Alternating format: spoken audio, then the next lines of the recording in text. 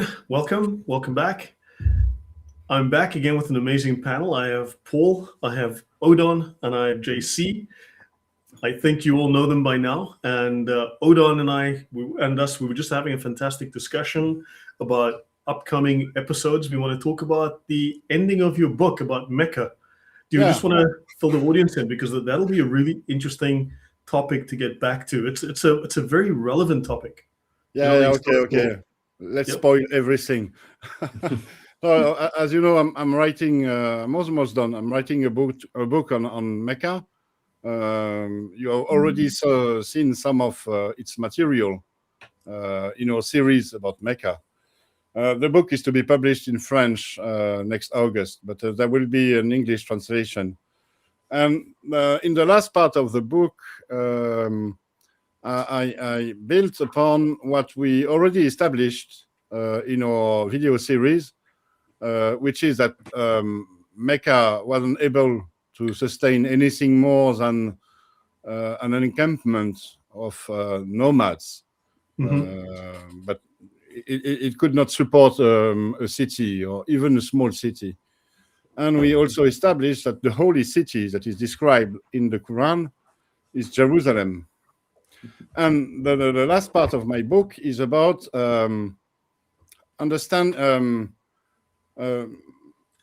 based on these very basic facts, trying to understand how Islam was created.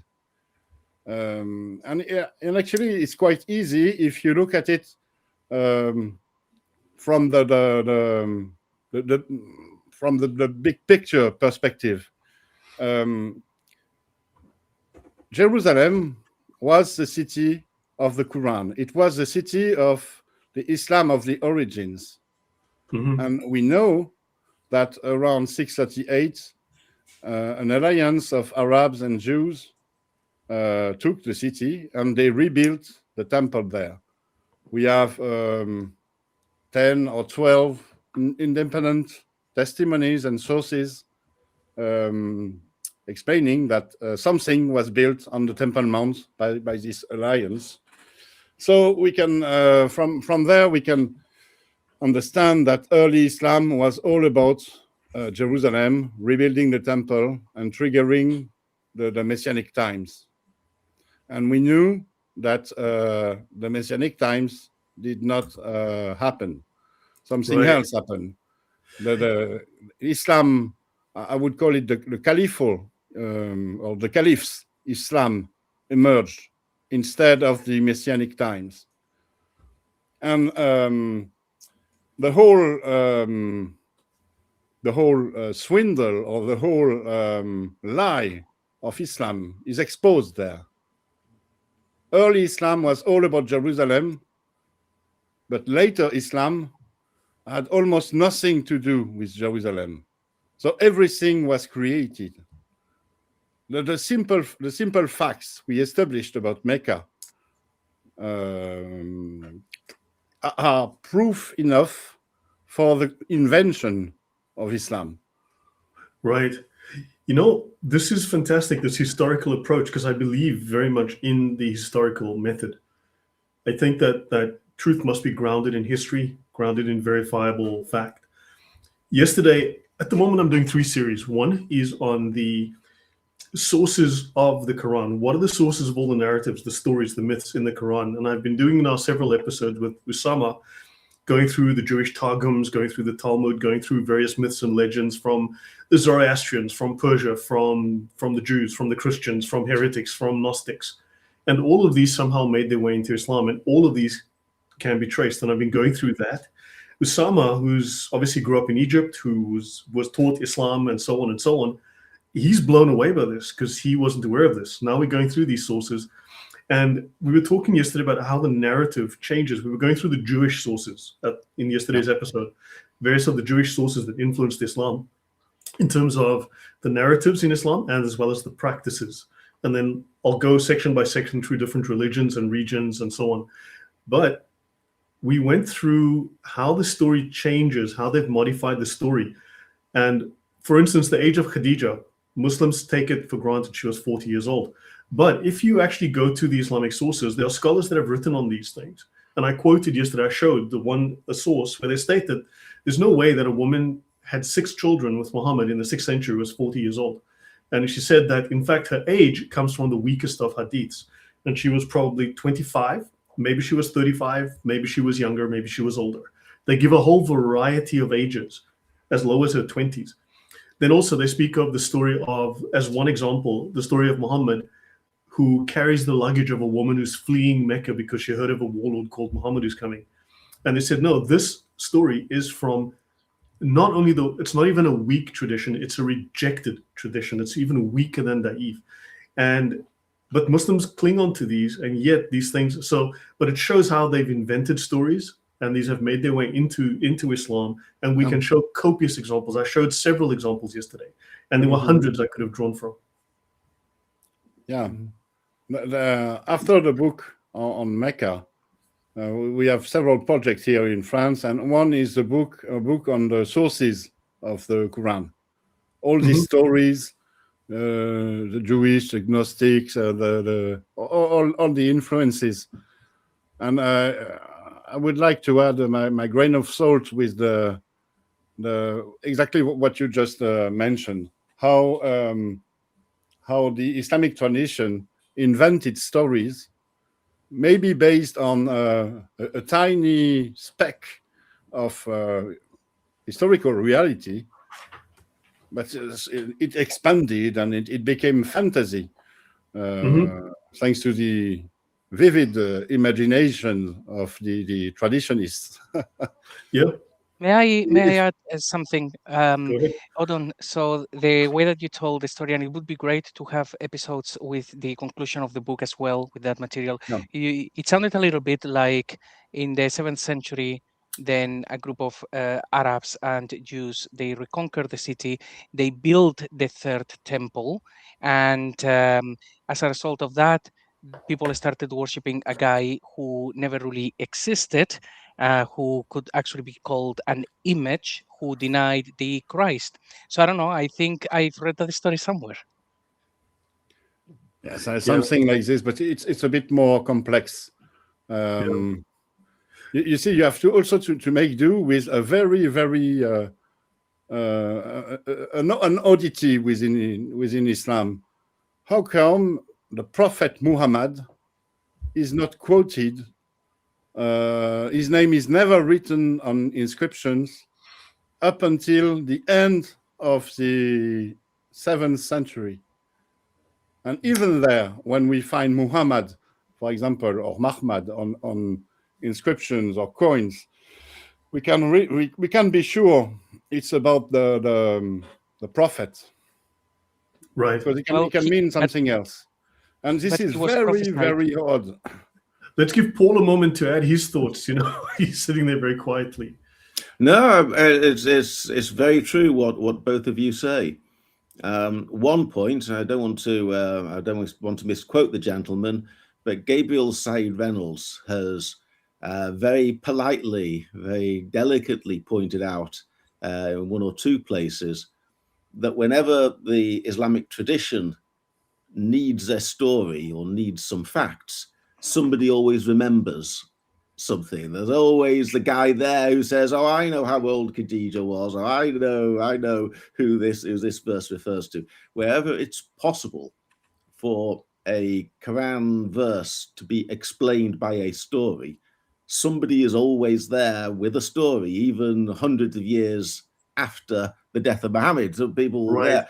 And one of the best examples I came across of this is when Muhammad had to give some, I think it was camels, to 10 camels to Khadijah's father as part of his wedding proposal, and somebody managed to remember the names of all 10 camels. And you can get these absolutely insane details that somebody remembers somebody's father telling them that their father told them. You can get all these. But whenever one has a real puzzle, whenever you have something in the Quran that can't be solved from imagination alone, then the record is absolutely silent. There's zero, there's nothing. When there's something that you can't just make up, there's no record there at all. So that's both the best example of this, or one of the classic very examples, convenient. would be the mysterious letters. Nobody knows what the mysterious letters mean. Did nobody think to remember that? All these people who remembered all these other details, nobody even knew what these mysterious, they got forgotten. It says that there are three peoples that are going to be saved besides the believers. They are the Jews, the Christians, and the Sabiun. Nobody's ever prepared to come forward and say who the Sabiun are. There's always left the matter of speculation and some possibly, but nobody really knows. It would have been very simple for somebody to have asked Muhammad, and then somebody's grandfather's grandfather to have remembered. It's never there. Once you look into the Sabians, you start to find that this is not remotely Islamic. This is most definitely astrological. It's star, moon worshipping. It is definitely nowhere near Christian. It is occultic. I mean, so the whole, I've been covering that in a different series, and clearly they're not Islamic, but yet the Muslims also have drawn from them and included them as Christian, which leads one to ask too many questions. So they've just had to kindly drop that. You could say, why, for example, does Surah Al-Tawbah, why is that the only surah of the Quran that doesn't have the basmala as its prologue, as its introduction? Again, nobody knows. And so whenever you have these things that you can't just make up a story, there's nothing. And whenever you can make up a story, there is absolutely everything. And I don't think Gabriel Said Reynolds would be so rude as to say so in terms. Yeah. But I think the implication of this is that from a very early stage, the actual memory of Muhammad amounted to zero. I mean, the early sources have very little information, but then sources hundreds of years later have whole pages of description. My take is that his inner circle were killed off very quickly after the capture of Jerusalem, and anybody who remembered anything, it didn't pay them. It didn't pay them to say to try and correct anyone else's memory, and it was very quickly forgotten. Right. But the Quran survived, and then people needed to reconstruct it from almost nothing, and that this happened very, very quickly. That the people were interested in the Quran within well, probably continuously, certainly within a decade or two, but nobody actually who was interested in the Quran actually remembered anything. So you got this fascinating dichotomy. A couple of things I want to mention as well. A couple of weeks ago, I did a show last week, and someone sent me a paper which I showed, and it discusses the Ethiopic influences. It's an actual legit academic paper, and it's well written, and it discusses academic influences on Islam. Sorry, Ethiopic influences on Islam, right? And it also touches on Yemen.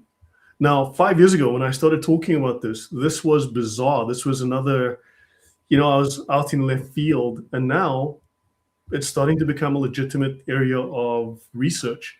People are starting to talk about it, and then now, just today, there was this, I watched this show by Ahmed Al-Jalad on the Myth Vision podcast. We spoke about that just before we went live. And he's talking about things he's finding in Yemen and the god Shamash, and Shamash was Allah and such. Now, and then he's speaking of Muhammad, the term Muhammad was around from the 6th century, before Muhammad was born, all the way back to, in fact, they were using the term Muhammad hundreds of years prior. Right, if not even thousands. So now suddenly Ahmed Al-Jalad is starting to talk about Yemen. They're starting to talk about the South, about astrological religions, about pagan influences, and how Muhammad is a name that is found within these pagan religions and so on, and Allah. And, so suddenly he seemed very uncomfortable when he was asked certain questions, but clearly the dots are being connected. They're just not, it leaves them very uncomfortable, I think. The standard narrative is under attack, I think, and our work, despite being non-academic, unofficial, I think it's being felt. What I find very interesting, I saw that clip. I think an excerpt of it was posted by Mel on his Islamic Origins channel. So that's how I can. So I haven't seen the whole thing. I only saw the clip that he posted. But what came across very clearly there, and something that's actually, I think, been very clear for a long time, more than a decade, is that the professional academy of scientists, people like Ahmed El-Jalad and I think Sean Anthony's name was mentioned, and various other people, they're a bit snooty about the amateurs. They say, oh, well, we don't really engage with those people, and these people might have other motivations, and none of their work is peer reviewed. And he says, well, we don't really like to talk about them. We don't really like to engage with them in any way. But the professional academy doesn't have any answers for any of this. It's not as though they've got an established conclusion or a consensus that they're willing to defend. Everything that they find is inconsistent with the standard narrative, but they won't look at finding an explanation for it or try to find any kind of meta narrative. No one is prepared to put their name and say, okay, I think maybe this is how it happened. They won't do that.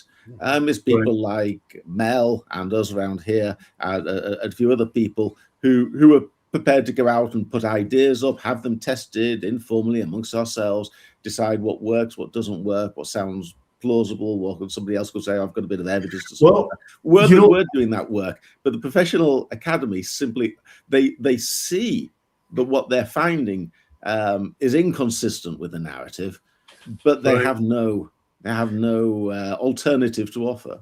You know, it's a pity Usama couldn't make it today because he's off to a birthday party, but because I invited him. But he's been sitting in on a few of my broadcasts, and he was saying I showed him something in Arabic, which he said he's been reading the Quran in Arabic for decades. And he says suddenly because I explained something to him that he had overlooked, he saw words and references and meanings that he wasn't aware of. And we went through those in detail. And he was shocked, and he said, my gosh, I've read this word, I've read this passage hundreds of times over decades, and suddenly you've just shown me that this refers to this or this. So there is more to be discovered. There's definitely a layer that's been placed over this of assumptions, and now we're starting to strip that away, and we're starting to see things that are a little different. I mean, it's challenging, but I think we are starting to uncover something. We're starting to explore avenues that, Odon, we started off, you mentioned the stories in the Quran, right? They come from different sources, from different periods, different geographies, different religions, different cultures.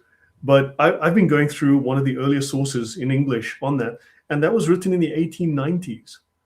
But the information goes back at least a century before that, if not more. So this was well known. You can find scholarship on this in German and English going back to the 1800s. Right. And then it started to get formalized in the 1890s, and World War II happened, and then oil was discovered in Arabia, and suddenly we were all friends. Right. So, but this has been known and discussed for more than a century. It's only now that we are rediscovering these little facts. Yeah, I won't say it has been known. For example, I was reading an article, which is almost a book, per se, by Robert Kerr on Mecca. Unfortunately, it's in German, so but it's with translation. Most people can have access to it. It's called the Blauen Blumen von Mecca, the blue flowers of Mecca, and it's his take. It's Robert Kerr's take on the creation of Mecca. He wrote it at least 10 years ago. So lots of stuff has been discovered since. But the thing with Robert is that he uncovers studies that were made 100 years ago, 120 years ago, and sometimes even earlier, that no one knows about, actually. Right. And for example, he explains how the stories about Mecca within the Islamic tradition come from three different cores. They have three different origins. one that he think is centered about around the Ali character, and it's all about the temple. Another one that will be of a Jewish origin, and a last one that will be a sort of reconstruction and invention with the writing of hadith. I had never read before this kind of analysis on the stories about Mecca, but they exist. They exist. They have been there since a century or more. And so the thing is, we have a huge we already have a huge pool of studies and hypotheses about the origins of Islam, but they were sort of left behind because no one had access to them. Well, but everything is changing with the internet. And, but we can go back. I mean, AI I found sources going back to the 1700s, 1800s, 1900s. And these sources often build on older manuscripts or older research. And sometimes, obviously, it's easier for us to now compile information. We can connect the dots a little easier with the internet in today's age. But people were discussing these things way back then already. So this wasn't that unheard of, you know. Mm-hmm. I mean, Tisdall wrote about this at length in this book, and I'm covering that. So anyway, maybe we should just dive into where we were going to go. Yeah. And just talk as we go. But yeah, it's still fascinating. Okay, so I need to lay a bit more groundwork before I get into the book of Elchasai, right? So as I said, I'm doing 3 series right now with the practices, the origins of the practices and the narratives within Islam from pagans, from Jews, from you name it, and so on. But now looking at the Gnostic influences within Islam. So what are some of the sources? We're planning to get here to the book of Elchasai. Ebionism, this was discussed as well. I discussed that yesterday. Manichaeism, Talmud, Targums, as well as the apocrypha, right? These are the different Gnostic sources on top of Islam, right? So let's continue. So old snake, new skin. Now, the Quranic verses that mention Jesus' birth, certain miracles, his crucifixion, and other events bear close resemblance to sectarian texts dating as early as the 2nd century, right? The Quran's narratives are not unique to the 7th century. Some of these narratives go back well before, hundreds of years before, if not thousands in some cases. And the model for Islam in the Quran long pre-existed in pseudo-biblical texts and groups, many of which still existed, or the traditions were still alive in the 7th century. All right. This is the one of the sources that I've mentioned. I had this yesterday, and I'm doing a series with Usama on Mondays to talk about this, right, by William Tisdall, right, the original sources of the Quran. Now, the Quran mentions numerous biblical figures. Many of its stories, however, are not found in the inspired Jewish and Christian scriptures. So what is their source, right? Where do these stories come from? Now, this episode, again, is not going to be heavily detailed. I just want to introduce certain ideas, some threads that, put some things on the table, and we'll see how they connect in the near future. But this is from, this stamp here is 1935. This book goes back prior to that.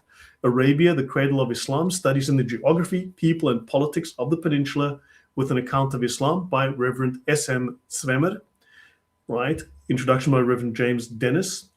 And let's see. This is kind of interesting. He lays out this discussion of Islam, some of it which is not very well known right now, even. So he mentions there is no God but Allah, and Muhammad is his apostle. Great, right? Doctrine of revelation, right? Muhammad is the apostle of Allah, the sole channel of revelation, and he abrogates all former revelations. This is well known in the past, right? Now notice he says here, the names of Allah, the essence of Allah. Allah is the absolute unit, like the monad. Allah has 99 names. This is well known, right? Now this book goes back a century or more, right? Notice he goes to Muhammad, who has 201 names. So Muhammad has double the names of Allah. So Muhammad seems to be a little bit more important than Allah. JC, remember we spoke yesterday about how Muhammad has to be the one you worship because there's a certain thing that he does that can only be done by God, and therefore Muhammad has to be God. What was it that Usama mentioned yesterday, JC? What was it that I can't remember. What I know is Rob Christian at one point pulled up some of the titles used for Muhammad and unpacking those, and they're actually Jesus. Like they put a lot of stuff from Jesus on Muhammad. That is Right. for certain. Okay, yeah, we covered something. Now he speaks, you have the book and the man, which we know that Jay Smith has spoken of a lot. And then they speak of other authorities. You have the Quran, right? And you have Wahi al-Matlu, blah, blah, blah, by tradition, okay?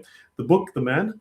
And then, of course, other authority, the records of what Muhammad did, the Sunnat al-Fa'il, the records of what Muhammad commanded, the Sunnat al-Qawl. Now notice the precepts or the laws, right? Al-Qawl, now we spoke yesterday about Ka'el, which, long story short, watch yesterday's episode.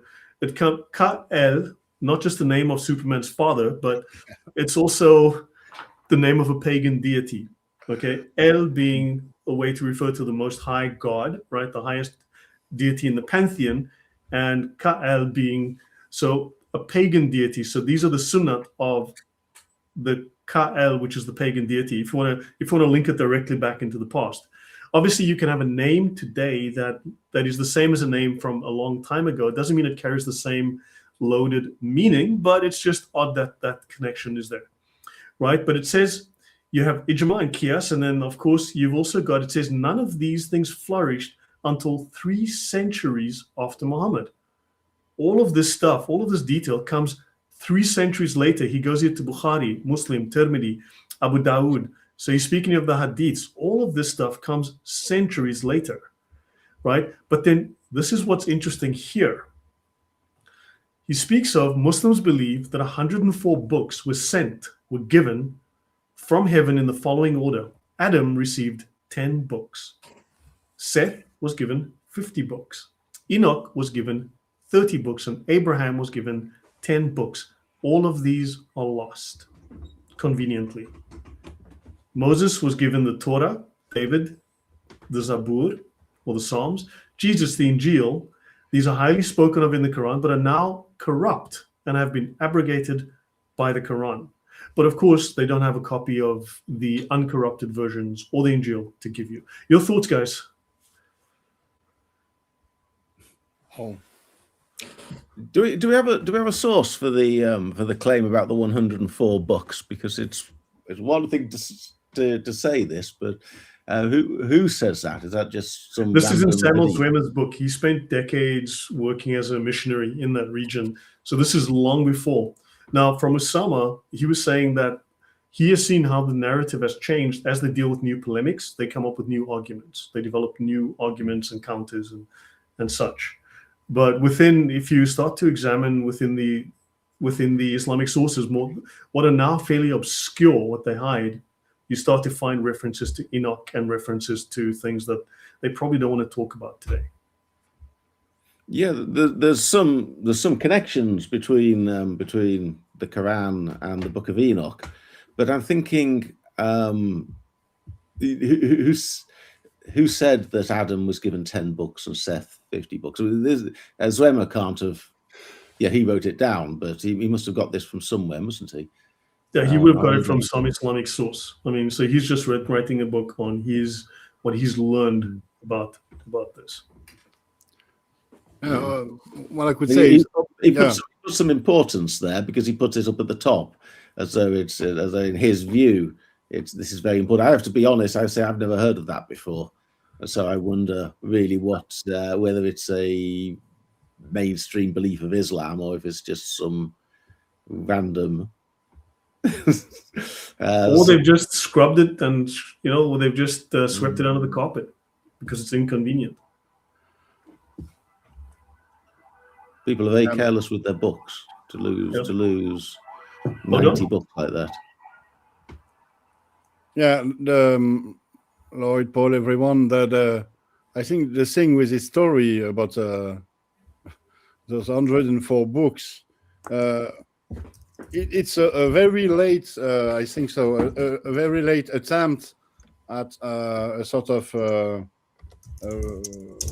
rationalization of what the Quran says. The Quran talks about the Injil, it talks about the Zabur, talks about the Torah, of course.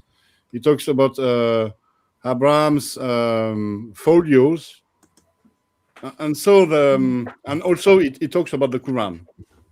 So in the mind of a traditionist, trying to make sense out of this, and trying to make a bigger sense with what Islam should be. Islam should be the religion given to Adam. So Adam must have been given a book. It talks about Seth, it talks about Enoch, it talks about also other prophets. So they must have been given books.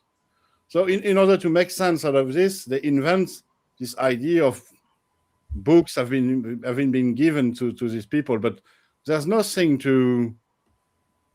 there's no source. There's nothing to vouch for these counts of books, and it doesn't make sense. No, granted, why would Adam have books? In what language, for example? Who's he given the books for? Yes, I had never actually heard this one either. I just knew the basic ones. But as you were talking, I went to Grok. I asked, was Adam given books? And I've been given a link. I've put it here on the private chat just in case that you want to click on it and we can look at it. But the answer from Grok was yes. Adam was given 10, Seth was given 50, Enoch was given 30, and Abram was given 10. That was the immediate answer from Grok. So I'm just as surprised as you are. Yep. So the idea being that according to the Islamic traditions of the day, these are the stories they told themselves. I think a lot of these have disappeared. Let me show you a simple example, right? Let me just bring this up. I mean, this I covered yesterday. I had Usama on with me, okay? This is the 300 authenticated miracles of Muhammad compiled by Badr Azim Abadi, right? So these are the authentic miracles of Muhammad. I'll just go here to this. During the Battle of the Trenches, while digging a trench, a hard rock caused great difficulty. It could not be broken by the pick, right, by a pick.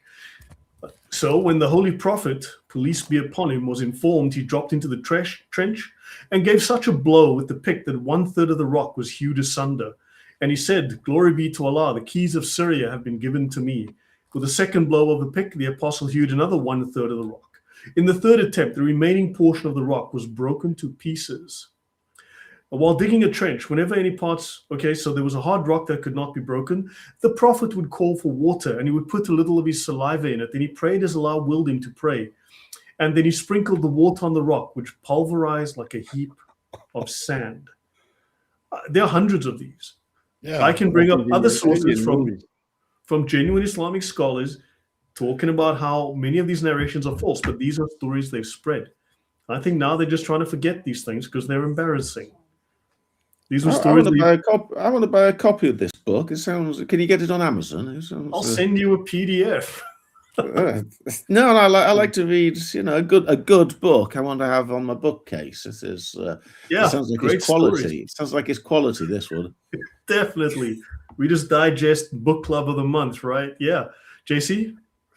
Yeah. Sorry, just clicked actually on that link, and this is actually what it gave me. The website is islamqa.info, and this is the narration here. 104 books, 50 pages were sent down to Seth, and so on and so forth. So narrated by Ibn Hibban in An-Sahih. I don't know if that's right, but hey, there it is. Yeah. Isn't that fascinating? So the stories that Muslims tell and how they catch themselves, right? So it's not like I was making it up, I'm just reporting it. So don't kill the messenger. So no, I'm very glad you reported it. Look, you can buy it on Amazon for £4.08. So that's hard. That's not going to break the bank. Yeah, well, that's great. So so there you go. So this is a story, but this is interesting. As we go forward, as the pieces get tied, as we tie the little pieces together, you start to see how this is relevant, where this idea comes from, right? At the moment, I'm still building my case till I get to the book of Elchasai. But we have all these books that they don't have, but they'll claim to know what the contents supposedly were, oddly enough. Okay, so we've got that. Then he says analysis of the borrowed elements of Islam. Okay, and this goes back again. Now he's drawing on older traditions, older knowledge as well. You can go back into the German scholars from the 1800s. You can go back even prior to that. German and English scholars from 200, 300 years ago were talking about this. And he says from heathenism as existed in Mecca or prevalent in other parts of Arabia, right? So from paganism, Islam was drawing traditions from paganism. From Judaism, the Old Testament, but more especially the Talmud, as the source of Jewish ideas prevalent in Arabia before Muhammad. And from Christianity, corrupt form is found in the apocryphal Gospels, like the Gospel of Barnabas. So this stuff is well known, and this is not the only guy to mention this. It's just convenient in his book. He speaks of Sabaeanism, astrological superstitions, that meteorites are cast at the devil, oaths by the planets and the stars, circumambulation of the Kaaba, and also perhaps the lunar calendar, and Allah as name of supreme deity used in old poems and worshipped by Mecca, right? Arabian idolatry, Mecca, right? Pilgrimage in every detail.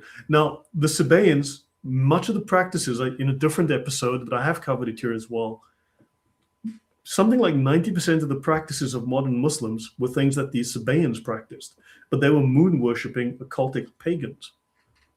But Muslims have almost identical practices today, right?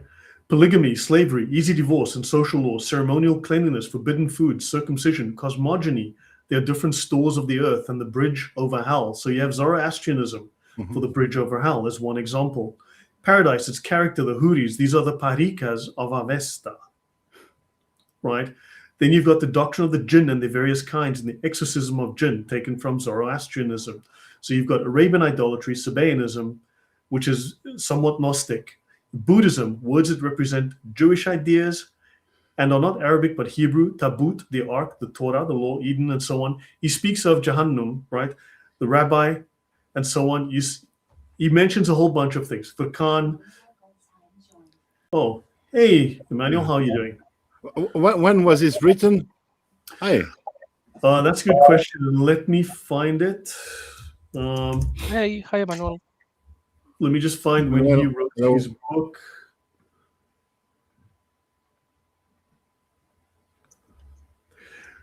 Princeton. Yeah, that's a good question. When exactly did he scribble this? This one is 1900. 1900, yeah. Okay. Lots of things have been discussed since then, of course. But it's really amazing that 126 years ago he was able to gather all of this. Yeah, but if you go to Tisdall's book, he first started publishing on that in 1890. Right, he updated it as he published like 3 or 4 versions of it, so he kept updating it. But he obviously got it prior to the 1890s, so you can go back 140 years and people were talking about this. The same material, the same ideas, you know. And these were missionaries who traveled to Arabia, who went to Egypt and Saudi Arabia and Yemen, and they were saying, hold on, we've learned all these crazy things. No, it's very interesting. Of course, not everything here is to be taken for granted. We'll talk more as we go, but we want to look at the continuity of ideas through centuries. You can see it, hold on, it's in Islam today. You go back 100 years, you go back 200 years, you go back 300, 400, 500, 600 years, and the same idea is in these groups that are all coming from the same source. And you're like, the idea is persistent, right? And we're going to go back and we're going to find, where does this begin? Where do we first have a written record of this? Hi guys, is my audio okay? Is the volume good? Sounds good. So I just want to say, the only way I see, that Buddhist influences gotten mixed up in this is actually through Manichaeism. Otherwise, I don't see how they would have even direct contact with Buddhism. So I think a lot of this actually comes from Manichaeism, because Manichaeism has a lot of Buddhist influences. Yes, we'll talk more about that as we go. So I'm just putting out these things. Look, it's a big surprise to you guys, right? But there's a lot of non-mainstream ideas that, look, we've been fixated. I think Muslims have trained us, they've indoctrinated us, they've conditioned us to talk about the Hadith and the Quran. See, first it was about the Quran, then they had to default to the Quran and Hadith. Then they had to default to the Quran, Hadith, and Tafsirs. And now it's and now finally they managed to fall back, but it's going to Quran, Hadith, Tafsirs, and the Sirah, right? And now suddenly the Sharia, people are starting to openly talk about the Sharia, right? I will mention, I know a guy who started talking about the Sharia many years ago, and everyone thought he was crazy, right? But now suddenly that word is everywhere, right? And now but scholars knew about this, missionaries especially knew about this centuries ago. And they're only becoming openly discussed now. Scholarship's only willing to look at some of these things now. He speaks of here, for instance, he mentions the Virgin, her sinlessness, and the apostles, and he speaks of Hawari, an Abyssinian word, right? And so he speaks of okay, so where are these words coming from? Where the influences, right? Doesn't mean he had all the answers, but he was saying what he was hearing. He was reporting what he was learning. Right? Wrong ideas of the Trinity as held by Arabian heretical sects, Christian legends like the Seven Sleepers, Alexander of the Horns, right? And Luqman, he says Luqman is taking ideas from Aesop's fables, right? And so on and so on and so on. You understand? He doesn't have all the answers, but he's saying, look, man, there's a lot of weird things here that we don't have an easy explanation for, but this is what's there. And it's a mishmash. Because he says it's Yep, go on, JC.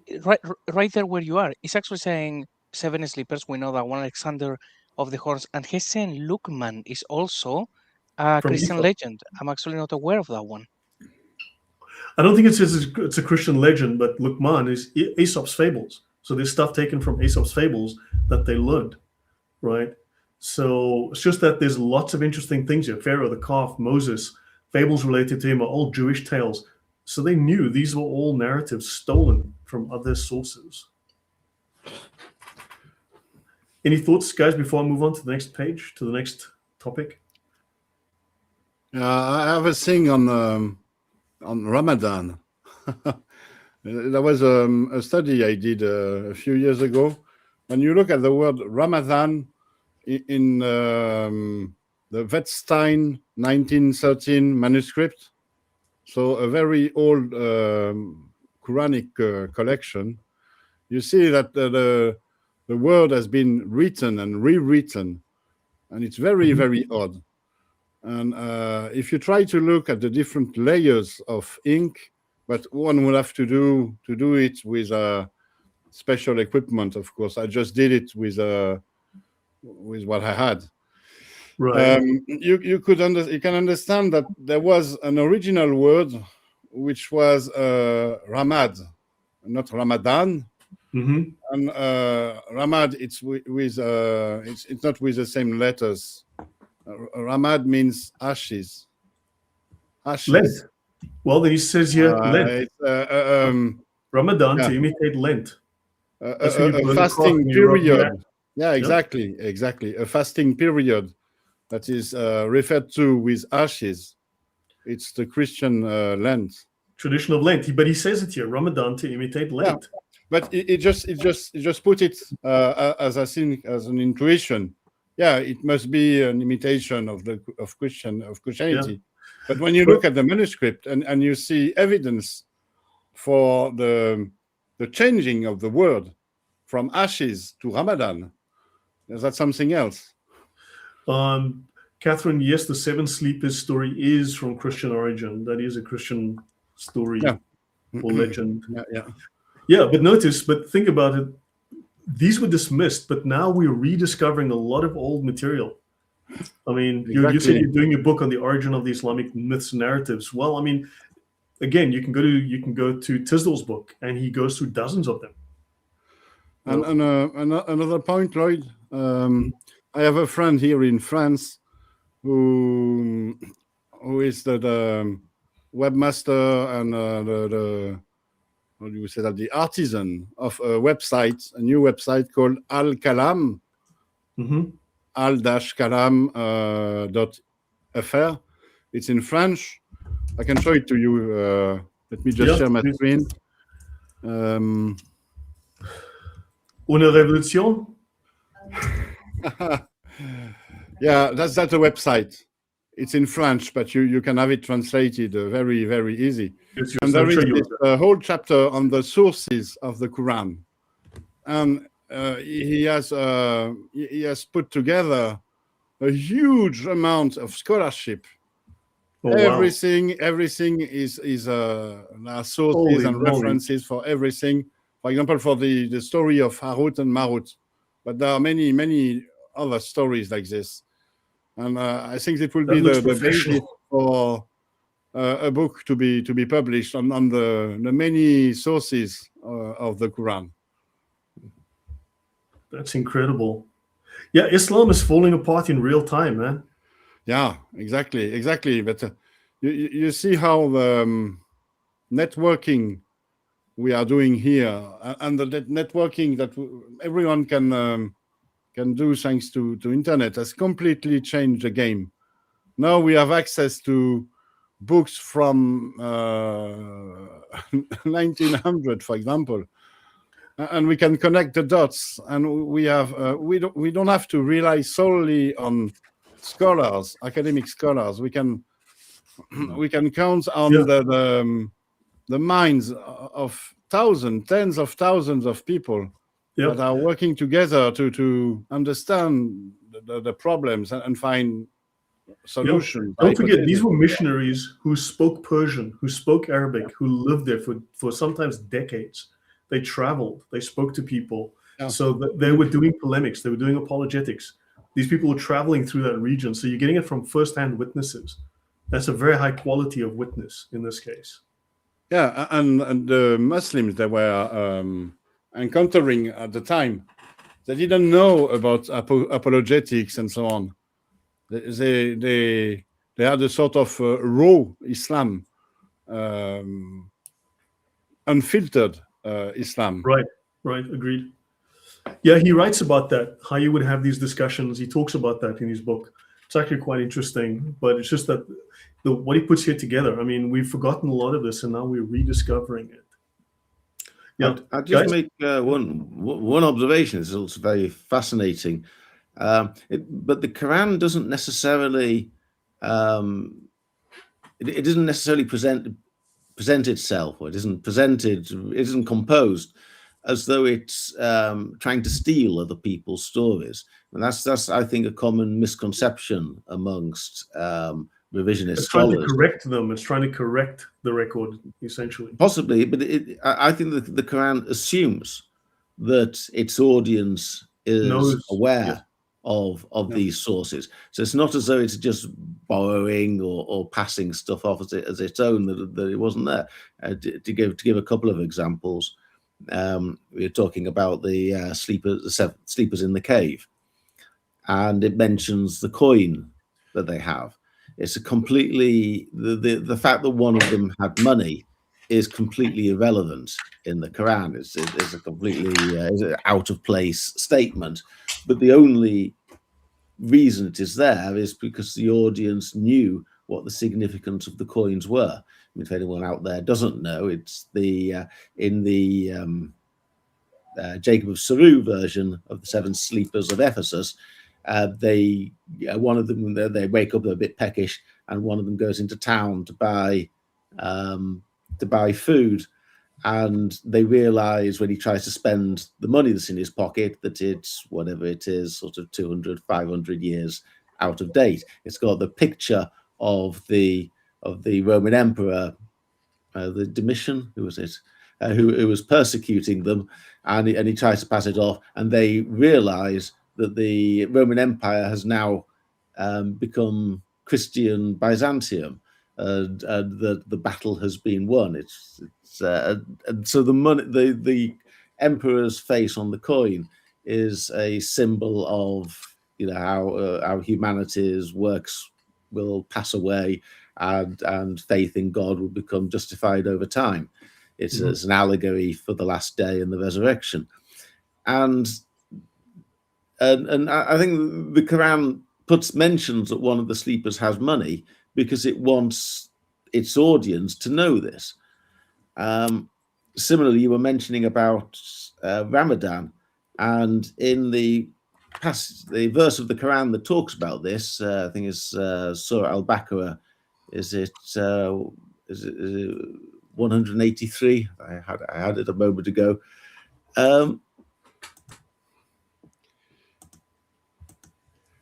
Yes, Surah Al-Baqarah, verse 183. It says, "O you who believe, fasting is prescribed for you, as it was prescribed for those before you."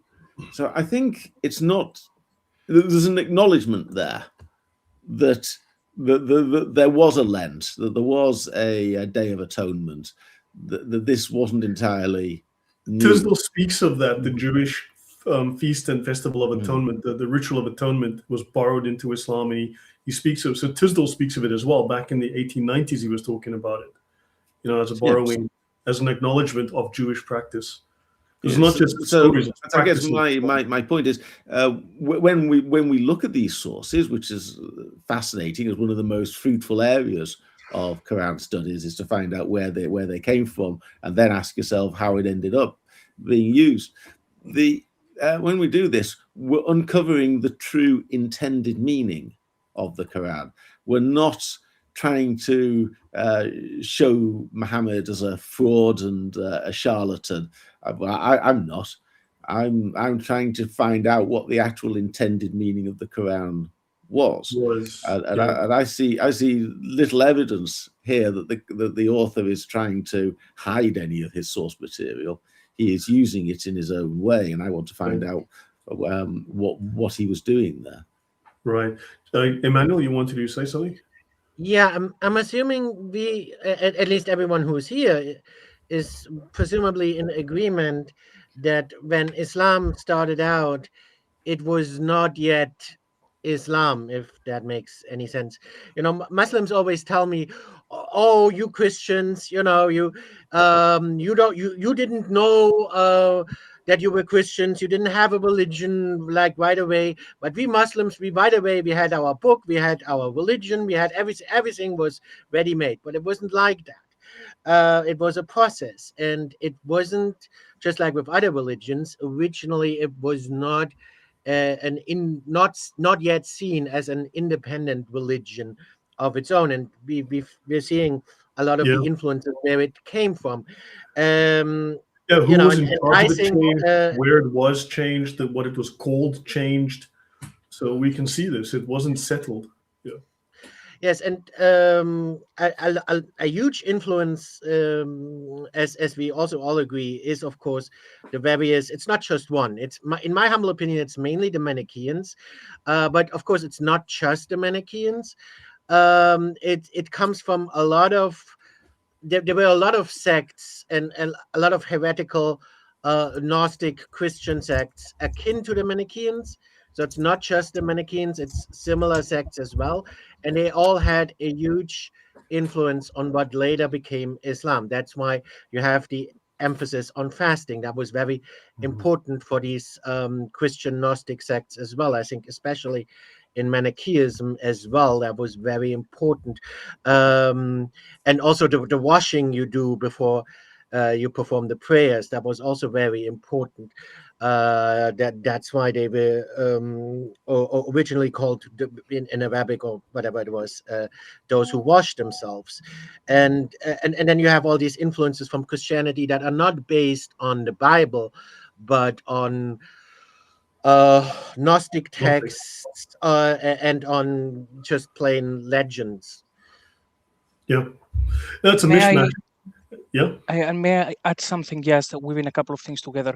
So on the video that we had discussed before from Al-Jalad, one of the things that he said is that there were these gods from Arabia that they get merged into the story of Noah. So they take the Abrahamic faith in that region and they make their own influences into them. And when we read the narrative, not so much the Quran maybe, but certainly the narrative, the Standard Islamic Narrative, we see that that's what they do. They keep talking about the Abrahamic faith, and everybody was a Muslim. And when Abraham goes to Egypt, he says, "We're the only two Muslims here."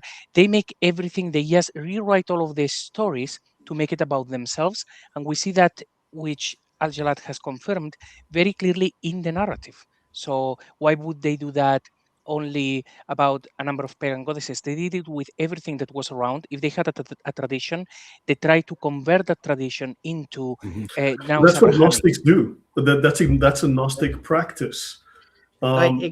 Exactly. That I was going to say that comes from Manichaeism as well. That was very important in Manichaeism, and that's how they were able to spread as far as they did. Is because they never ever, no matter what religion they encountered, they never presented themselves as a separate religion. They, when they were encountering Christians, they were like, "Oh yes, we're Christians too." Right? And oh yeah, we believe in Jesus. Jesus was one of our most important prophets. But did you know there was a prophet after Jesus? There was a final prophet. There is the seal of the prophet, our prophet Mani. He's just like Jesus, but he's even better. And we have even more knowledge than you Christians. I mean, we're Christians too, of course. And when they encountered Buddhists, again, they would even dress themselves as Buddhist monks. Whatever religion they encountered, they would, have the attire of their clergy, of their monks, and always present themselves as being part of that religion. That's why, finally in Islam, you have all these influences from all kinds of religions, and you're wondering, why are there so many influences from all these religions? That's because of the influence of Manichaeism, because in every region they pass themselves off as a different religion.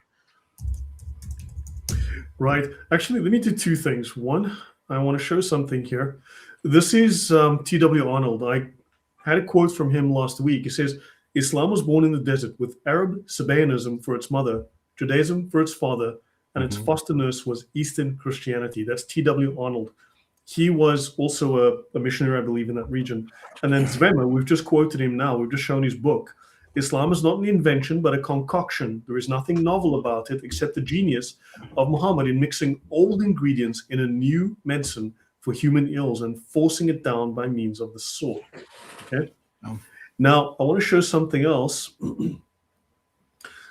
So this is what Gnostics do. If you take "Twinkle, twinkle, little star, how I wonder what you are, up above the world so high, like a diamond in the sky," right?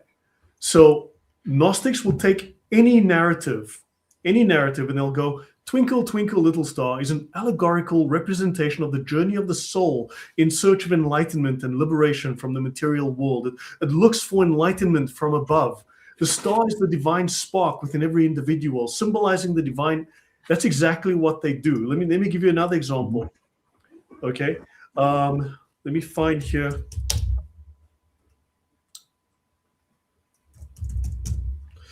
So it's called the allegorical hermeneutic.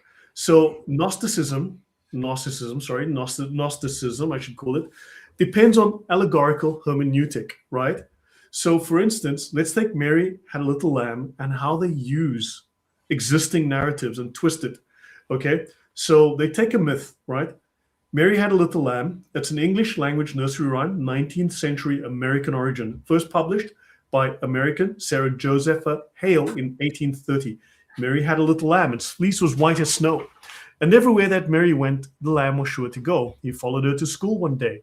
That was against the rule. It made the children laugh and play to see a lamb at school.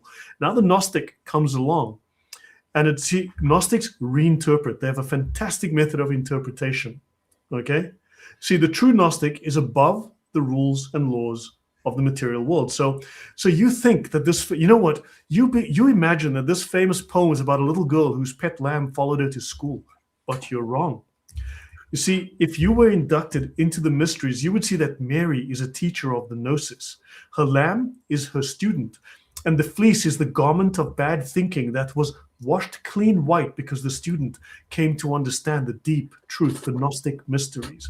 And the student became so attracted to Gnostic teachings that he dared to enter the school, the temple of learning for the initiate, to become one of the elite of the Gnostics. And even though it was against the rules, you see, do you really want true knowledge? Well, then you have to go against the norm. You see, you have to break the rules here.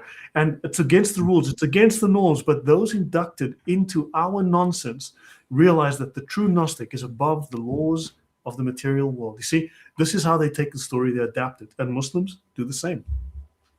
They reinterpret reality, and the contradictions are all inverted. It's called Gnostic allegorical method. And then they build I had to mute myself because you had me laughing a lot. Can I say something? Go ahead, please. Yeah.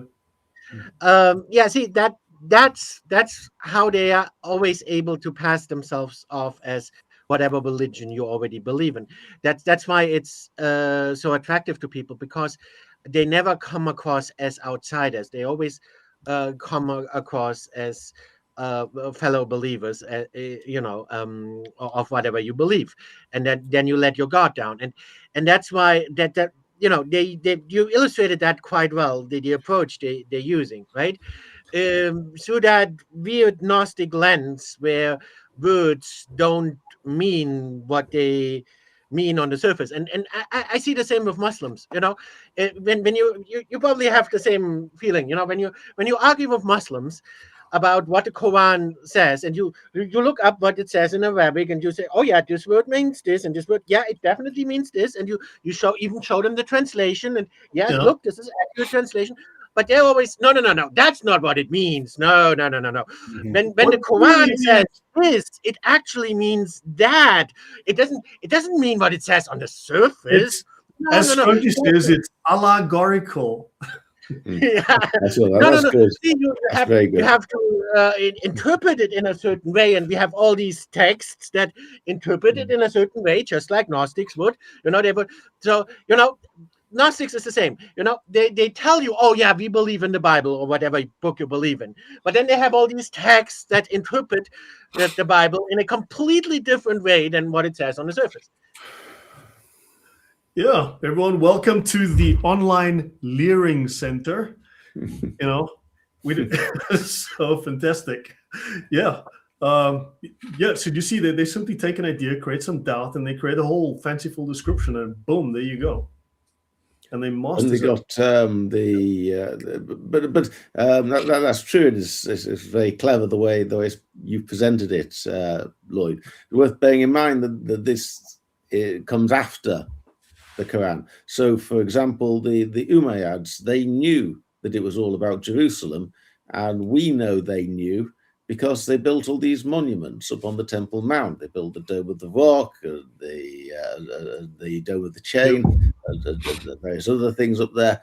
And if you were around in the 690s, there would have been no doubt whatsoever where the Umayyads thought the center of the world was. It would have been on Temple Mount, on the foundation stone of the temple. Once they slammed afterwards, I would say the Abbasid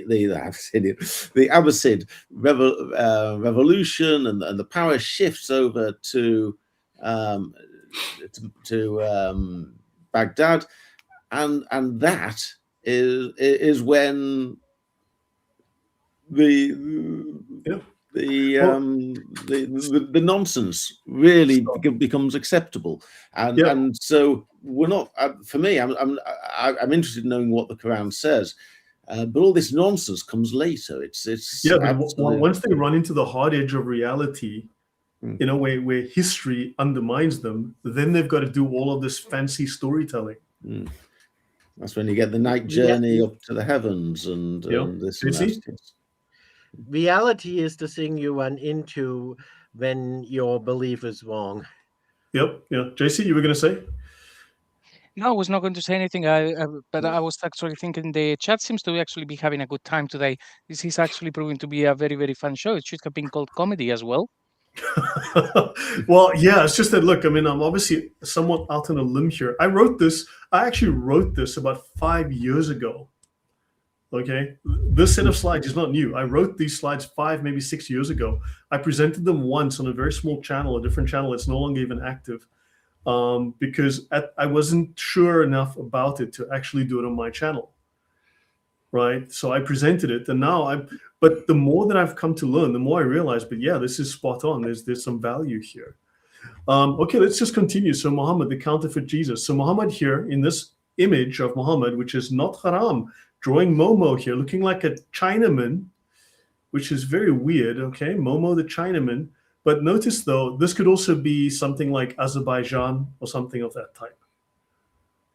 Right, this doesn't necessarily have to be Chinese, but notice these are all very Asian. This could be Mongolian. It looks kind of, but it's that East Asian, but genuinely, I don't mean East Asian as in Pakistani, okay? No, it was the style of the times.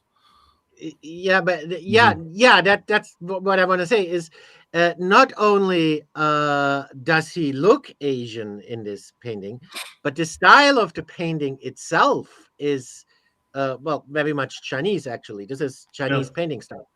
It's medieval Persian in theory, but yeah, no, exactly. So here Muhammad leads Abraham, Moses, and Jesus in prayer, and Muhammad's halo covers his entire body. The rest only have halos around their heads because he's special. Yes, and I mentioned it before. This also comes from Buddhism. So there is a lot of Chinese influence in this painting, and even in the way the painting is painted, but also in a depiction of Muhammad. This is normally how in Buddhism bodhisattvas would be depicted, what you call the halo. That is another interesting point, the Buddhist angle. And we're getting there slowly, because I know this is like the 3rd episode we've done. I haven't yet got to the book of Elchasai, but which is the whole focus of this thing. But I'm trying to put down all of the pieces that lead us there, you know, to say, look, this is where we are today, more or less. Here's where we were a century or two ago. How did we get here? Where did the stuff come from? What's the source? But yeah, that's a very good point. The whole Buddhist angle, so the stories in the Quran are taken from earlier uninspired works. We know that. Heretical, pseudo-biblical, and Gnostic texts were included and altered, okay? Apocrypha, Midrashim, Targums, Gnostic myths. Okay? That Islam is a concoction, is a conclusion that dates from the 8th century, reaffirmed by 19th century scholarship. We can go back to the 1800s to find evidence of that. Right? So, St. John of Damascus. He's born in Damascus in 680. Now, there's a big effort afoot right now to, shall we say, dismiss his work, to say, no, he was wrong, because clearly he goes against the standard narrative, but he was an eyewitness. And what if what he wrote was an accurate depiction and the story we tell today is totally different? So was he inventing fabrications, or was he telling the truth and the story we tell today is the fabrication? That's because people are trying to dismiss his statements, right? So there's also the superstition of the Ishmaelites, which to this day prevails and keeps people in error. It is a forerunner of the Antichrist. They're descended from Ishmael, who was born to Abraham of Hagar. And for this reason, they are called both Hagarenes and Ishmaelites. They're also called Saracens, which is derived from the Saras Kenoi, or the destitute of Sarah, because of what Hagar said to the angel, Sarah hath sent me away destitute. They used to be idolaters, and they worshipped the morning star and Aphrodite, whom in their own language they called Khaybar. Now, I've been to Khubr. My friend from Jordan used to call it Khubr. I've been there a few times, which is west of Mecca, okay, which means great. And so down to the time of Heraclius, there were very great idolaters. From that time to the present, the false prophet named Muhammad has appeared in their midst. This man, after having chanced upon the Old and New Testament, and likewise, it seems, having conversed with an Arian monk, devised his own heresy. Then, having insinuated himself into the good graces of the people by a show of seeming piety, he gave out that a certain book had been sent down to him from heaven. That's an important point. He's not the first one to receive a book given. Adam got a book, Seth got a book, Enoch got a book, David got a book, Jamie got a book, Odin got a book, I got a book, you got a book, everybody gets a book. You see, he wanted to go with the idea that I got sent a book by an angel. Right? Why would that idea be important to the Muhammad myth or the Muhammad narrative? Why that idea? And for that, we have to go back to the end of the first, beginning of the 2nd century, to the book of Elchasai. That's where we first find that mythology become concrete. And he had sent down some ridiculous compositions in this book of his, and he gave it to them as an object of veneration. Any thoughts before I go on? Yeah, go ahead. Hold on. When you look at the sort of depiction of Muhammad as being the prophet of Islam, there is a high probability that this writing hasn't been written in John of Damascus' time. But it must have been written way after him. So it's a pseudo John of Damascus. And the thing here, for example, there is this thing with this Aryan monk. Actually, this idea of Muhammad being taught by a Christian monk comes from Christian apologetics that wanted to counter an Islam that was already formed. And they wrote about this monk being named Sergius. It's in the Sirah as well. They call him they call him several names. They have more than one name for the guy, but they speak of an Nestorian monk. You see, for this to make sense, you need the prophet to have been invented, the idea of a prophecy. The idea is that Islam comes from one man and one revelation. And it took time for such an idea to emerge. I don't think it emerged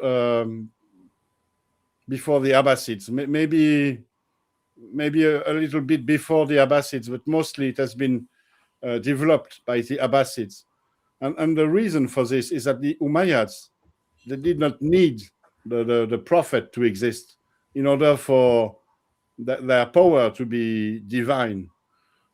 They were already the strongest. They were the successors of Abdul Malik. So God had already chosen them. And God showed the world that he had chosen them by making them the strongest of all. Right. Okay, yeah, let's continue. So, we're getting very slowly. Were you finishing on John of Damascus, sir? No, I just wanted to mention what he said. I mean, these all it's like I'm putting down puzzle pieces on the table. We'll try and connect the dots as we go. So I'm just putting down all the pieces. Because I was going to make a comment on John of Damascus if I could. It's not. I don't think it's on the section that you've quoted there. But when he goes on to talk about the books of Muhammad, he cites 4 separate books. He doesn't mention the Quran. He doesn't say he wrote a book called the Quran. It doesn't seem on the face of it to be aware that there's a single scripture called the Quran. He talks about the cow and the women and the table, and then he finds a 4th book. Which is called the Camel of God. Yes. Now this, to me, this makes it sound more likely that he's early rather than late, because if you wanted to undermine Islam as it later is, wouldn't you criticize the Quran? Wouldn't you make a point of challenging the ideas or ridiculing the ideas that are in the Quran? Why would you pretend not to know that the Quran existed, but to create another book that's not even part of the Quran? It seems that's if you want to try and ridicule or undermine Islam, that's a strange way of going about it. But there is other evidence which suggests that the Quran, the surahs of the Quran, used to circulate individually, which makes it more likely, I think, that it was quite an early source rather than a later source. And there's more than one set of research that has converged on the idea that the Quran took a couple of 100 years to write, and it's multiple authors and was compiled fairly late. So that's a fairly strong thing. Yeah. Before we actually move on from John of Damascus, that there is obscure references of one of the surahs, one of the last ones actually being called the camel, like quite early on. And there are the sources, so I could find them if you haven't come across them. They're very, very obscure, but an argument can be made that a surah was called camel. And with John of Damascus, the thing is that if we take it as it's been given, it makes Islam very awkward, and it basically disproves the standard Islamic narrative. But if it is written later, it makes Islam actually just worse, because it means it was created even later. That's why I like the source of John of Damascus, because if you take it as it is, it's already very damaging. And if it is then proven that it is later, it just makes things even worse. Yeah, no. Okay, so let's have a mention of the Targums just briefly. Targum means translation in Hebrew. The Targums were the Aramaic translations of the Hebrew scriptures, often a loose paraphrase with additional commentary. They often include a variety of mythical stories and legendary midrashic material mixed in with biblical stories. Right? In ancient Jewish communities, there was a practice called midrash, where they produced literary interpretations. Let's call it tafsir of sacred texts. These interpretations often had stories that expanded the biblical narratives and added new details, sometimes even creating whole new legendary stories. The midrashic tales were often included in interpretive translations known as the Targums. These were copies of the Old Testament texts, typically in Aramaic, that didn't just translate, but also try to explain the tafsir to make the text come alive for everyday people who may not have been as scholarly or learned. For example, in Deuteroscopy 6, verses 4-5, the text reads, "Hear, O Israel, the Lord is our God, the Lord is one. You shall love the Lord your God with all your heart, and with all your soul, and with all your might."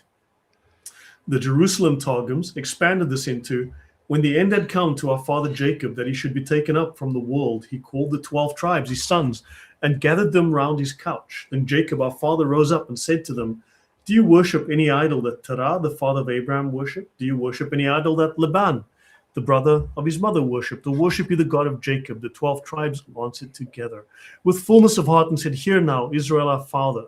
The Lord our God is one Lord." Jacob responded and said, "May his great name be blessed forever. And you shall love the instruction of the law and of the Lord with all your heart and with all your soul and with all your wealth." I'd say that's a little bit of an embellishment myself, which tells us a little bit about the Quran and the tafsirs and the sirahs and the hadiths. It tells a lot about the kind of mind, Semitic mind of this time. The Jews used to do this with their scriptures, and so did the Arabs. And they borrowed it from the Jews. They stole that idea from the Jews, because we mentioned that they stole ideas from the Targums, legends from the Targums. Yeah. And the Targums are expansions.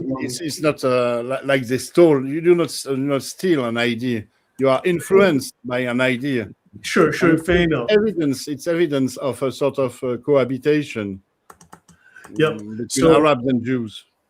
No, fair enough. There's evidence of influence. It's influences, granted. So the original sources of the Quran is a book that I had. This is a reprint of the 1905 edition. He's a British Anglican priest. He was a linguist, historian, and philologist, which is historical linguistics and etymology, secretary of the Church of England Missionary Society in Isfahan, Persia. He was fluent in Middle Eastern languages, including Persian, Gujarati, Urdu, Punjabi, and Arabic. And he says here, Muhammad adapted his pretended revelations to what he believed to be the need of the moment. The same thing is true with regard to what we read in Surah Al-Ahzab regarding the circumstances attending his marriage with Zainab, whom his adopted son Zayd divorced for his sake. A reference to what the Quran itself, Surah 33, verse 37, says about the matter, coupled with the explanations afforded by the commentators and the traditions, will prove that Muhammad's own character and disposition have left their mark upon the moral law of Islam and upon the Quran itself. That's the London Society for Promoting Christian Knowledge from 1911. Okay, he writes, and he says, "We must therefore not forget that Muhammad was never brought into contact with pure gospel Christianity. It is largely to the false forms which the faith had then almost universally assumed that the rise of Islam is really from these prevented Muhammad from ever really seeking to discover the truth in the gospel. and thus impelled him to found a new anti-Christian religion. That's the influence of Christianity and Christian apocryphal books on Islam. And then he says there is no satisfactory. I'm not sure. I'm not sure I completely agree with Mr. Tisdall on that. On the business about Zayd and Zainab, it's the story as it is told is, to my mind, quite clearly a variation on David and Bathsheba. I think the coincidences are remarkable.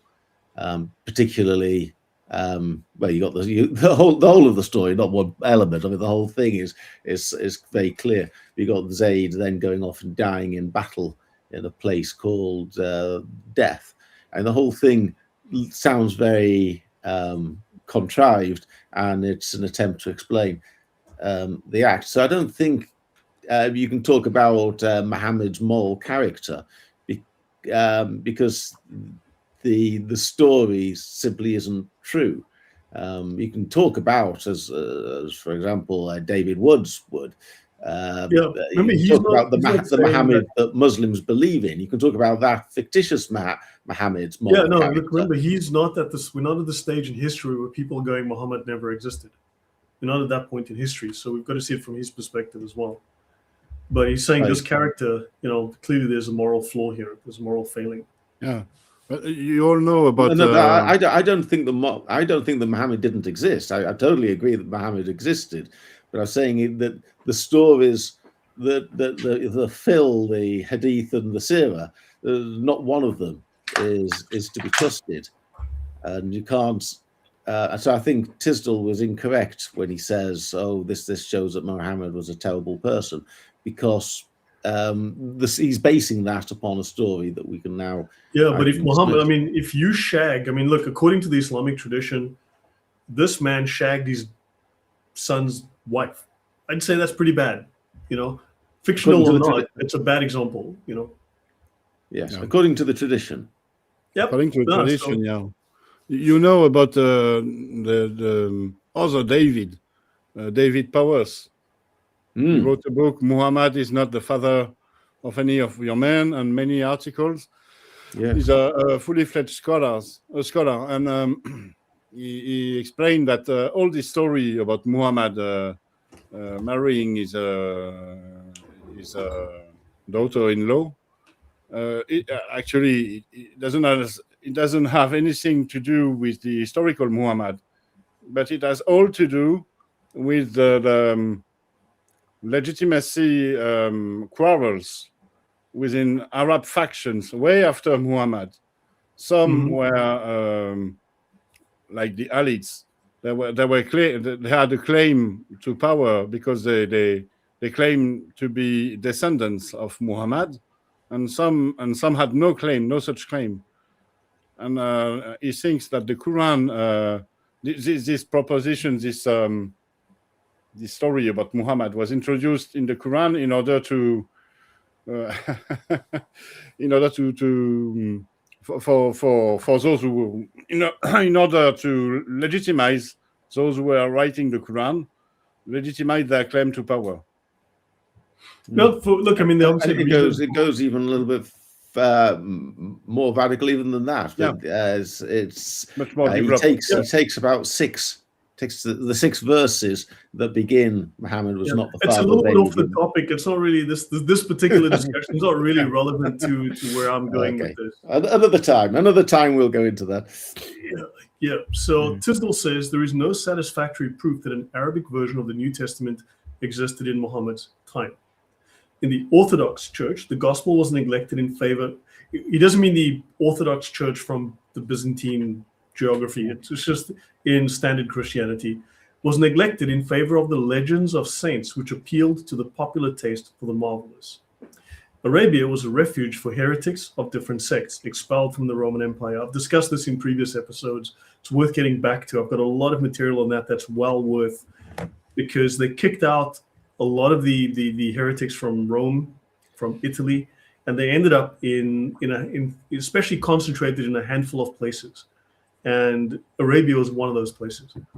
It is clear from the Quran that many of the mythical stories in the apocryphal Gospels and heretical Gnostic works must have reached Muhammad and been accepted as true. Right? So we know these stories from the Quran, where it says, this is a lie which he has forged and others have helped him. Tales of the ancient, which he has caused to be written, they are dictated before him, and he's a mad poet. We know these, I mean, these are well-known verses that speak of him, right? By the way, there's the sources of Islam. Use the one called the sources of the Quran, which is his newer work. This is the older work, right? Now, Muhammad is all ears. We know that from the Sirah. Whoever wants to see Satan, let him take a look at Nabtal bin al-Harith. He was a sturdy black man, right? And it was he who said, Muhammad is all ears. If anyone tells him anything, he believes it, right? We've got that record in the Sirah, right? So, of course, that's the kind of, Among them are those who torment the prophet and say he's an ear. Say, an ear that is good for you. He has faith in Allah and he trusts the faithful, and there's a mercy for those of you who have faith. As for those who torment the apostle of Allah, there's a painful punishment for them.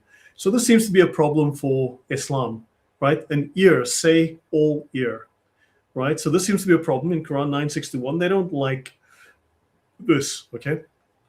So I'll end off with this before we get to the Elchasai thing, because I was hoping to finish just this section. This is called Heralds of That Good Realm, Syro-Mesopotamian Gnosis and Jewish Traditions by John C. Reeves. This is an interesting paper. I've read it. It's really good. And it's Nag Hammadi and Manichaean Studies from Brill, published in 1996. Published as Jewish Law in Manichaean Cosmogony, Studies in the Book of Giants Traditions, right? Hebrew Union College Press, 1992. So this work goes back even earlier.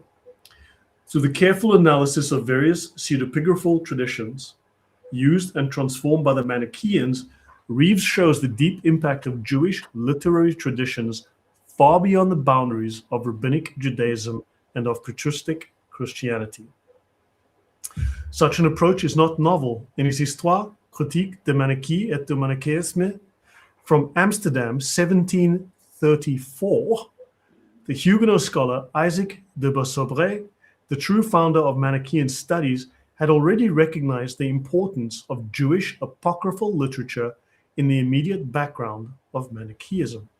Since the discoveries of the Qumran scrolls and of the Nag Hammadi codices, much light has been shed upon the origins of the various Jewish pseudepigraphical traditions, the development and fortleben, how they live on through time among Jews, Christians, Gnostics, sectarians of various shades, Manichaeans, and Muslims.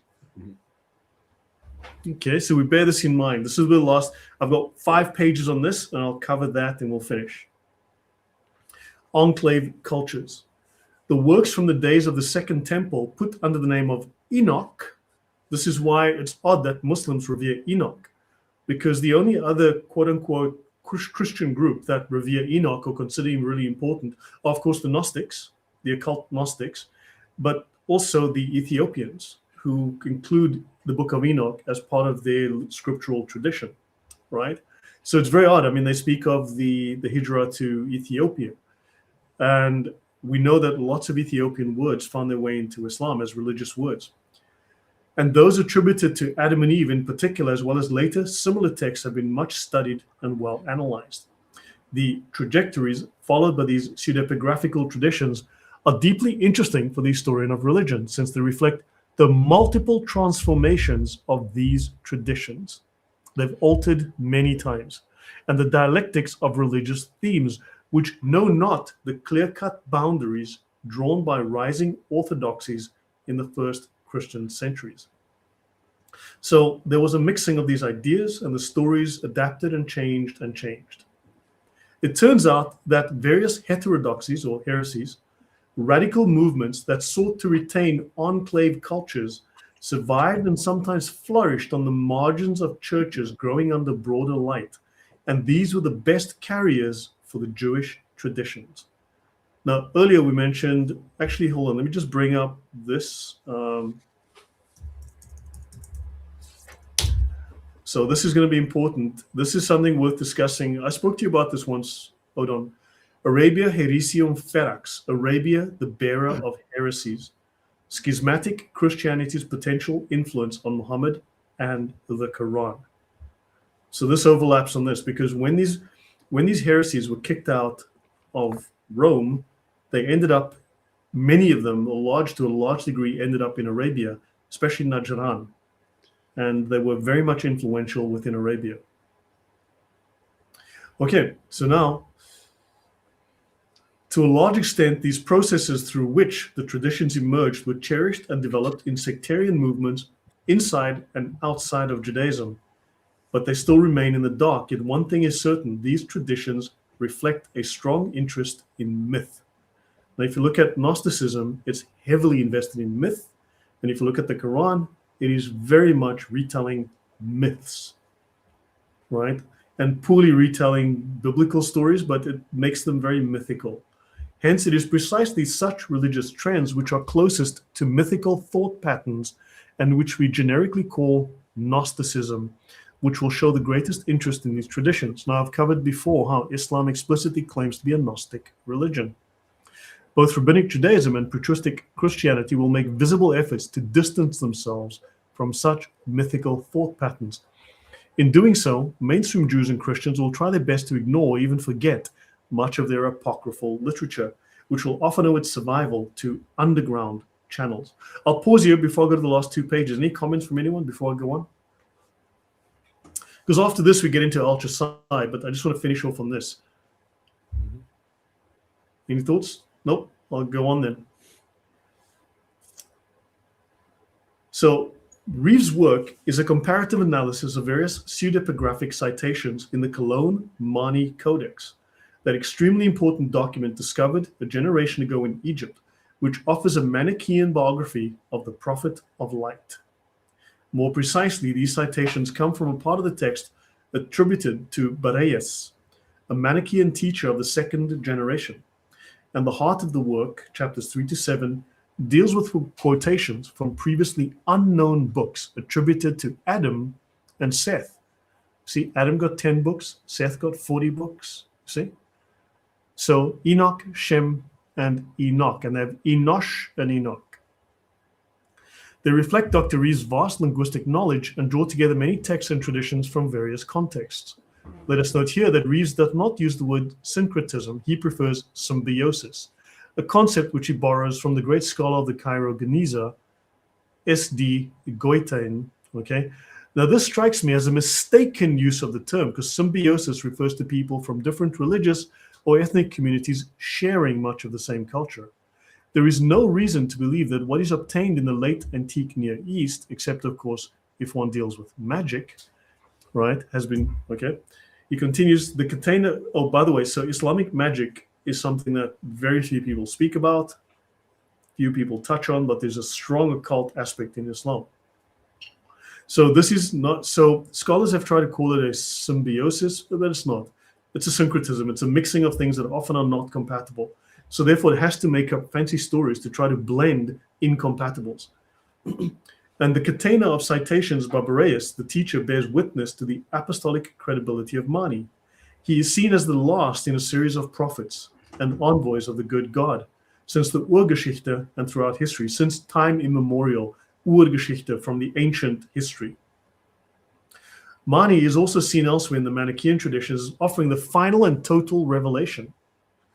Sounds familiar, doesn't it? All of this stuff, which was previously revealed in a somewhat incomplete fashion to mankind through other prophets, right? Like Buddha and Jesus and Zarathustra. And prophecy is a central term here. Mani saw himself as a true prophet, the master of the truth. In this context, it might be worthwhile to reflect upon possible connections between the role and function of the masters of truth in the late antique Near East and the specialists of the word in archaic Greece, such as Pythagoras, right? And various fragments analyzed by Reeves all deal with heavenly raptures of the prophets of the Urzeit. This is the early time, the archaic time, the time before, right? Protozoic time, whatever, to heaven and their adventures. So prophecy was extremely important in the antique Near East. It's against this background one must perceive the birth of Islam. It's odd how these discussions on Manichaeism, on this kind of ancient religious influence, somehow they always come back to mention Islam or Muhammad. the main culture heroes of our period are Elchasai, Bardesan, and Marcion, but also Hermes. I've spoken previously about Hermes Trismegistus, who was Thoth, who's also known as Idris, the second or fourth prophet mentioned in the Quran. I think he's the second prophet mentioned in the Quran. So Idris is known as Hermes in Islamic literature, and he's considered, he brought the hikmah, and he's a spiritual ancestor of Muhammad. But he's the he's the Egyptian moon god. And he's known as, he brought Hermeticism, right, which is, occultics are crazy about that stuff, and Gnosticism is partly born out of Hermeticism. And Marcion as well, that's interesting, that's another heresy, that's one of the earliest of the heretics that confronted Christianity. The question of true prophecy as opposed to false prophecy, the concept of major importance among early Jewish Christians, seems to be the capital question for those in search of the nature of truth. And a major historical paradox is in the fact that the Manichaeans were so attracted to these stories, which stemmed ultimately from the biblical tradition, which they despised deeply since it came from Satan. So Muslims borrow biblical traditions, which they despise because it's corrupt. And I'll finish here. As we already know, for instance, through Ibn al-Nadim's Fihrist, and here we can also learn about, in the Fihrist, we actually learn about Sabaean traditions, which are identical to Islamic traditions. And as the CMC makes clear, Mani himself grew up amongst the Elchasites, i.e. in a Jewish Christian baptizing sect. I'll leave it at that. And Hegel coined the expression, the List der Vernunft, which is the ruse or the cunning of reason. I'll leave it at that. I'll pause here for the moment. So that pretty much, I'll skip here. I think we'll end here today. I'll leave this for the next time, but your thoughts so far? I mean, I'm getting to the point, but I'm just putting ideas on the table. Your thoughts? Can I just jump in for Please go a ahead. very obvious remark? The main character here is missing. It's like the elephant in the room. It's Jesus. All these people, all these Elchasai, Mani, and so on, they all shape themselves in the shape of a Jesus. You see, there are many, I'm sure there are many influences from ancient Gnosticism before Christianity, but the idea of a man bringing salvation and so on, being the master of truth, the master of light, I think it's an imitation of Jesus. So it also tells us how Christianized these people were. The Arabs were Christianized. They were not Orthodox Christians, but they had a devotion for Jesus. And the same with all these groups we're talking about. It is Christian, but it is Christian Gnosticism, which, well, you know, it depends on what your view is. But if you are a mainstream Christian, then it has nothing to do with actual Christianity. From an outsider's perspective, it would look similar on the surface. That's why they are able to pass themselves off. And they would present it as similar. They would speak in those words, use the language. Right, and they would use words like that, and they would tell you, yes, we affirm Jesus. He's one of our most important prophets. He brought us so much knowledge, right? But the concept of, you got to realize, well, actually, usually they would actually not speak of Jesus. They would speak of Christ. And you assume they mean Jesus. But Christ is a title, not a name. And to them, Christ is similar to the New Age concept of Christ consciousness that we are familiar with today. So if you obtain the knowledge, the gnosis, you can be your own Christ. You can be your own savior. You can attain self-salvation through knowledge, through the light of knowledge. But this isn't Jesus bringing you. This is Christ, yes. But ultimately, they believe that Christ is, well, he basically reincarnates. That's why they. That's where that stuff about Adam being a prophet comes from. That also comes from the Manichaeans. From the Manichaeans, because they believed Christ reincarnated. Christ was all these prophets. Christ was Adam. Christ was all these other prophets, and he keeps reincarnating. And then ultimately, Christ becomes the final prophet, the seal of the prophet. But that's the same as the Muslim belief of Hermes or Hermes Trismegistus. He first incarnates as Hermes, who the Greeks know as Hermes, but of course who the Egyptians know as Thoth. He came back. This was pre-flood. Then he comes back post-flood twice. So he comes back in 3 incarnations. So you've got the same idea, and he's supposed to be literally an ancestor of Muhammad's, and he brings the hikmah, right, the wisdom. But I mean, we know this is a moon god. It's the Egyptian moon god. What the hell? But Muslims have no shame, I guess. Yeah, you showed it yourself in one of your previous slides, where it said that Muslims worship the morning star, and of course now Muslims would say we don't worship the morning star, but we talked about this already. They have the morning star on their flag, and they have the morning star on the top of their mosques. The morning star is the star in the star and crescent. Yeah. In fact, Osama was telling me a couple of days ago, I was going through the history of the Islamic symbol. It's called the Hilal. And he says he's read it in the Bible. He's read it, like he's seen it in the Hebrew, but he's read it in the Arabic, and it's the Hilal. And then he said, when I explained the history of the Hilal in Islam, it's actually it's an Arabic deity. It's the deity of the crescent moon. It's a god. It's a moon god. And he was like, right. Now that makes so much sense, because he didn't know that before. So this it's is the Hilal. Yeah, I just want to add, because this is really important, because Odon, I don't want you to be deceived, because this is how they deceive people. You think, oh, they're talking about Christ as the light, but that's not what they mean. They mean light in the sense of the morning star, the light bringer, Lucifer in Latin. That is their true Christ. Yeah, of course. I agree with you. But the point I wanted to pinpoint is that all these groups share a common trait. They all have the right Jesus. Yeah, fair enough. You see, contrary to Orthodox Christians or Christians, they have the right Jesus, and they have the right Jesus because they invented their own Jesus in order to befit their own goals. Right. Yeah, I mean, so, yeah. But it's just odd that this whole discussion on Manichaeism, on the Elchasites, on Gnosticism, all of it seems to always somehow touch on Islam and the Muslims. Scholars have been seeing this, as you saw, from the 1700s, they were noticing this. And they've been writing about it for decades, but no one wants to come out and say it openly.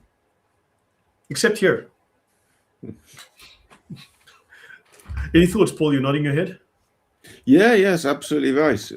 And I was very struck by what you said during the slides about it. It's a thought process. It's not necessarily one particular set of ideas. It's a way that you approach the material. I'm always attracted by anyone who looks at something and tries to figure out what the truth is, either historical truth, like we're doing here, or trying to find some spiritual truth or some moral truth in something, or just to play with an idea. But if you're heading towards something, the problem with these people who make up these stories is that they don't do that. They add layers and layers of flim flam that never takes you anywhere. Hermeneutic. Remember, they're not grounded in the logos. They're not grounded in logic. They're grounded in narrative. And that's why, you're absolutely right about the thought process. That's why we end up where we are today, when the 5 of us know so much more about the Quran or early Islam than any Muslim does, because they're not really interested in joining these discussions. They're not really interested in finding out anything. It's all about knowledge is power. How to try and use to make something up and then use it to control other people. So yes, I thought that's very instructive. Yeah, ultimately, I met some Gnostics who don't even believe in some of the stuff themselves. Some of the stuff they believe is or that they pretend to believe, or that they tell their followers, is really, really ridiculous. And ultimately, the people who tell these stories, they don't even necessarily believe that themselves. That's not the point. That's not important. Right. The important thing to them is that the others believe it. And since they negate objective physical reality, as long as you have people believing it, that makes it real in their ideology. Interesting. Tafsir Quran 10:5, Ibn Kathir, the days are revealed by the action of the sun, and the months and the years by the moon. Very interesting. There's a lot of moon stuff in Islam. If you do on Mondays, I'm doing with JC, I'm doing a series called Monotheism about the pagan influences, and I mean, there's just so much of that stuff. It is insane how much moon stuff there is. Mm-hmm. Yeah, JC, thoughts from you and Odan before we wind down here? We can call it a night, and then I can go next week. We can do the rest, or the week after, depending on it. From me, I have to think about all of this. I don't know how to verbalize things correctly. So I always thought the Quran came first, and then because they start to build the story about Muhammad around that book, and then Islam happens. So we have the origins story of the book and the origins story of the religion are different, and I still believe that. But now I'm starting to think that maybe there is an ideology that is going around, a Gnostic ideology where they are borrowing from a lot of ideas, and the Quran gets used basically for their movement to try to unify things. Because even the way that the Quran is structured makes no sense. If it was one guy saying, this is a final revelation, it would be in order. Hence why Odon says it looks like notes from a preacher, but it looks like maybe the movement was first, people believing all of this silliness, and then they simply just use the book. Hence why they end up having in Sharia some of the things that are already happening. They don't create a new Sharia. They're taking the stuff from the guys that came before them. So now I need to think about how the pieces join together. If first comes the ideology, then the book gets used in the ideology, and then Islam comes at the back of it. And Paul made a very good point. Remember, I discussed this on the last episode I did with you guys. I said, you need to understand that the third world mind thinks differently to the first world mind. I grew up in Africa, but I grew up with a first world education, let's say. So I simultaneously see the world in two distinct ways. I see it in the third world way, and I see it in the first world way. It's kind of a weird thing to try and explain to people. The third world mind sees the world differently. It calculates differently. So these people are seeing this through this Gnostic allegorical method. That's kind of how the third world works. It's not interested in logic and history. It's interested in narrative and feelings in a real sense. It's got a different set of calculus that it does on reality. So you're also applying this method of thinking, this way of thinking onto the data as well. That also influences how this data is perceived and expressed. Yeah. Odon, you're nodding your head there. It's very, very interesting. But there are some other points that needs to be taken into account. Here we are talking about groups in Arabia, mostly in Arabia, maybe northern Arabia, but there were also other groups or other Arab groups. Southern Arabia, like you're looking at Nazarenes as well. Southern Arabia, but there were other groups in Syria, and I think they were very influenced. And the thing with what we are doing here, we are sort of unraveling all the ingredients in the soup, you see, in the concoction, like you said. But when we look at early Islam, we don't really see all these ingredients having an influence on these Arab factions. Fair enough. It's a very strong drive, which is connected to the expectations of the end times, of the Messianic times, and thereafter the idea that the Arabs will take over the whole world. So when we get to the Elchasai, the next episode, finally, when I get to them, they were an apocalyptic Jewish Christian sect. Yeah, Like you exactly. described the My Nazarenes. point here is that this what you showed us here, I think it is very important for the later development of Islam. Even though it was there at the beginning, I think the main drive of Islam at the beginning was not about all these ideas. It was something else. Yeah, I think And it you probably see, if you wasn't look at the formalized. concoction, for example, No, it the probably idea of a wasn't soup. Let formalized. me just finish my point, Lloyd. You have a big cauldron with the soup and all the ingredients, and then you have a ladle whirling in the soup, which is the main drive. And at the beginning, it was the thing that was the most important. But in the end, the ingredients expressed all their flavors. Agreed. I mean, if you look at the Quran, it seems to be Christian, Judaic in that vibe, right? Yeah. But then it's interpreted by a culture that is steeped in all of these other things. Exactly. So I think that's exactly the thing. And besides, we also have to take into account that Islam eventually developed within a sort of civilized world, within the former Byzantine colonies and within the Persian Empire. And so it's very, very, it adds to the concoction. You see, you have all these ingredients plus a Byzantine framework, a Persian framework, and all of this ultimately made Islam. yeah, now we'll see more as I get into. I mean, I was putting down indirect things, and I'm trying to tie them together. So we'll start, but I'm trying to show that these influences were there. I mean, the Islamic record itself speaks of that Islamic practices are Sabaean practices, and Sabaean practices were Babylonian moon worship practices. You know. So you've got the practices, but then separately you have the beliefs. So you can also make a division there. There's these practices which come from a source based on ideas, and there's beliefs which are often totally different. And also they've reinterpreted the practices to say, no, we got this from here, but they're two separate sources, two different things. So there's a lot of confusion there. Any final word, Paul and JC, before I call it a night? No, I think it's been fantastic. I look forward to finally reaching the Elchasites. Yeah, that's going to be interesting. It's rather there's a prologue. We're coming to the end of the prologue.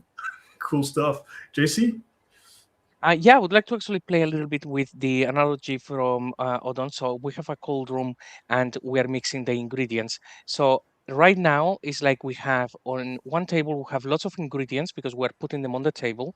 And then we also have the final product.